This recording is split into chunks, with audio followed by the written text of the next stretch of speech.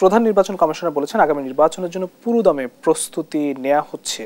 নির্বাচন আয়োজনে এখন আসলে আপনি কি কি সংকট দেখেন আসলে প্রস্তুতির জায়গায়? দেখুন, প্রধান উপদেষ্টা নির্বাচন কোন সালে কোন আমলে নির্বাচনের জন্য প্রস্তুতির কথা বলেছেন।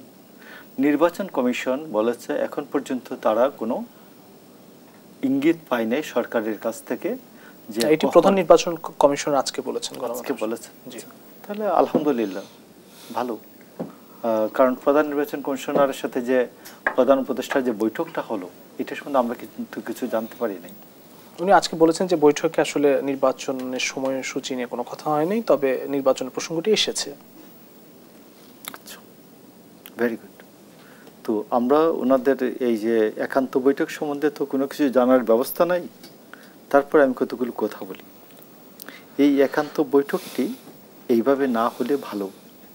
এই যে প্রধান বিচারপতির সাথে যে একান্ত বৈঠক করলেন, গত ৭৭ বছরের ইতিহাসে কোনো প্রধানমন্ত্রী প্রধান উপদেষ্টা মানে রাষ্ট্রের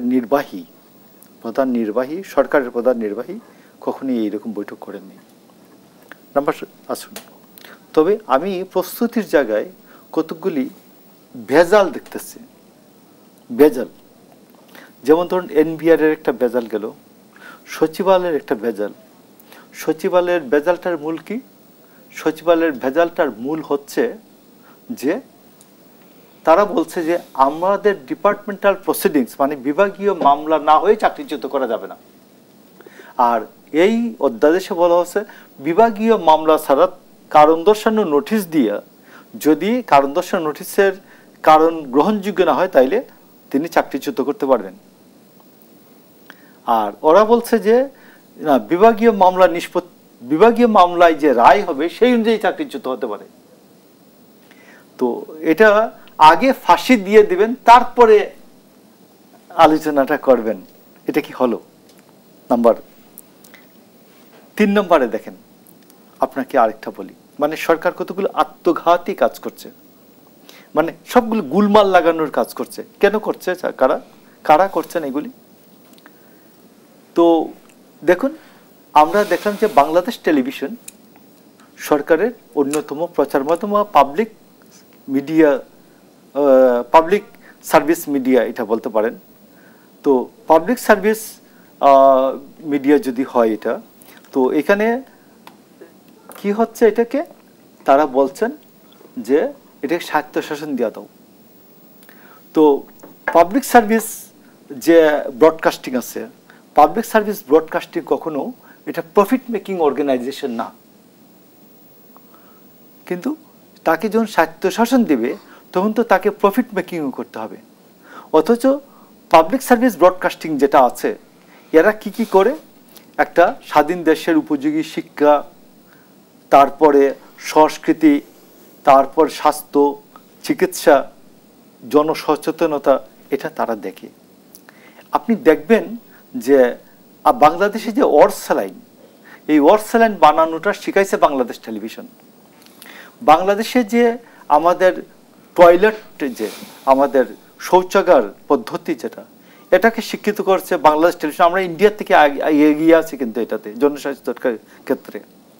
তো এই কাজগুলি করার জন্য আপনি দেখবেন যে আপনি ভারতে যদি দেখেন তাইলে ওদের প্রসার ভারতীর অধীনে দূরদর্শন আছে, অল ইন্ডিয়া আছে, সাউথ কোরিয়ার সাথে কেবি আছে, জাপানে আছে এনএচকে, পাকিস্তানে আছে পাকিস্তান টেলিভিশন কর্পোরেশন, নেপালে আছে নেপাল টেলিভিশন, কানাডা আছে সিবিসি। এইগুলো হচ্ছে পাবলিক সার্ভিস ব্রডকাস্টিং।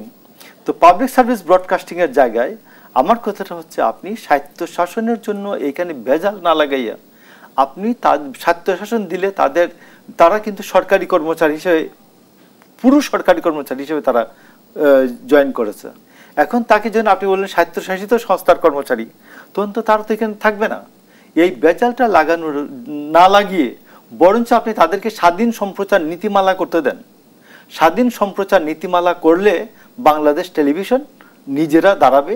একটা প্রসঙ্গ বলি যে 1964 সালের 25শে ডিসেম্বর এই টেলিভিশনটা শুরু হয় পাকিস্তান আমলে।